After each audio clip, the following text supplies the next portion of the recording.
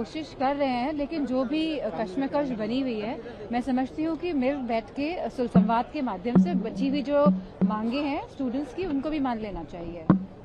क्योंकि जहाँ तक हम उत्तर प्रदेश में देखेंगे, कितने 20-21 पेपर लीक हो गए हैं, न जाने कितने हजारों प्राइमरी स्कूल्स बंद हो गए हैं। तो आखिरकार ये जो पैसा जो स्कूलों का है, जो फंडिंग है, जा कहाँ रही है? हमने देखा है कि किस तरह से एक्सप्रेसवे बन रहे हैं, किस तरह से भ्रष्टाचार हो रहा है, कैसे 4000 हजारों करोड़ के एक्सप्रेसवेज में पहले ही बारिश नहीं झेल पा रहे हैं, लगातार वहां मरहम पट्टी चल रही है सड़कों पर। तो आफ्टर ऑल ये भ्रष्टाचार क्यों हो रहा है? चाहे वो हमारा इंफ्रास्ट्रक्चर से रिलेटेड भ्रष्टाचार हो, चाहे हमारा ये शिक्षा पूरे विभाग से रिलेटेड भ्रष्टाचार हो, तो लगातार इस सरकार में हमने देखा है कि जहां युवाओं के पास रोजगार, नौकरी और उनका जो हक है, जहां पे फेयर एग्जामिनेशंस हो, वो भी उनको नहीं मिल पा रहा है। अब संसद में ज्यादा दिन नहीं बचे इस सत्र में, तो गतिरोध कैसे खत्म होगा?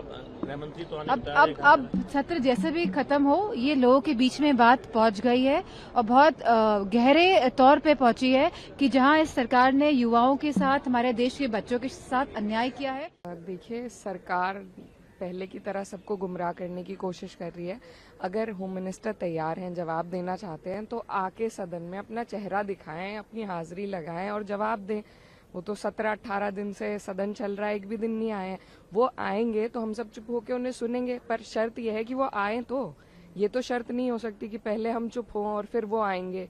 शर्त तो ये है कि आप आइए, आप जवाब दीजिए, आप जिम्मेदारी लीजिए। उसे आपकी शक्ल देखेंगे तो हम बैठ जाएंगे, लेकिन आप आ ही नहीं रहे हैं और मीडिया में बस सरकार अपनी ही बातें बना रही है।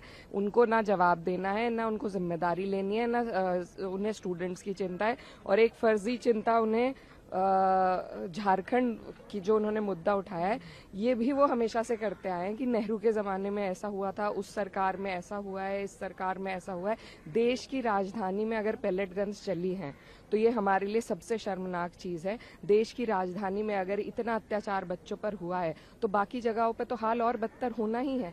आप देश की राजधानी में बैठे हैं, आपको सबसे पहले यहाँ का जवाब देना है, क्योंकि यहाँ आपकी जिम्मेदारी है। हम झारखंड में नहीं खड़े हैं, हम देश की संसद जो दिल्ली में स्थित है वहाँ खड़े हैं, तो हम यहीं का जवाब मांगेंगे। झारखंड में भी हम सब स्टूडेंट्स के साथ हैं, वहाँ भी सरकार से जवाबदेही लेनी चाहिए। लेकिन ये तो आपका रास्ता साफ नहीं कर सकता ना कि पहले उनसे लो, वहाँ तो बाद में प्रोटेस्ट शुरू हुआ है, यहाँ पहले हो गया। आपने जवाब दे दिया है, आप पहले ये बताइए, आपने जवाब दे दिया, आप सदन में आ गए, जो आप वॉट अबाउटरी पे फिर से लग गए हैं, तो ये बेकार की बातें करने वाले लोग हैं। एक बात ये भी आ रही है कि राम मंदिर पर जो डिस्कशन की बात हो रही है, तो ये कहा जा रहा है कि ये स्टेट इशू है, इसका एसआईटी ऑलरेडी गठित है। एसआईटी कहाँ से गठित हुई थी? जो तमाम सारे जो यूपी सरकार तमाम जो बिंदुओं को देख रही है इस पूरे मुद्दे पर। देखिए, एसआईटी का गठन तो जी, एसआईटी का गठन सेंटर से हुआ था। एसआईटी से पहले भी जो ट्रस्ट बना था उसका गठन सेंटर ने किया है। प्रधानमंत्री जी ने शिलान्यास भी किया, इनॉग्रेशन भी किया, सब कुछ केंद्र सरकार ने क्रेडिट लिया। ऐसा तो नहीं हो सकता कि कोई चीज बन रही है तो आप उसका क्रेडिट लेंगे, कोई चीज जब उसमें खामी है तो आप उससे दूरी बना लेंगे। जनता बेवकूफ थोड़ा ना है भाई, जब आप शुरू से लेकर आखिर तक किसी चीज का क्रेडिट ले रहे हैं, आज उसमें कोई खामियां पाई गई हैं तो आपको उसकी भी जिम्मेदारी लेनी चाहिए। आखिर देश की जो मेजोरिटी है उनकी आस्था का सवाल है, सभी लोग सवाल पूछ रहे हैं, आपको क्या शर्म है? अगर आपने कोई गलत काम नहीं किया, आप आके सफाई दे दीजिए, दोनों ही चीज पे सफाई दे दीजिए, देनी तो पड़ेगी।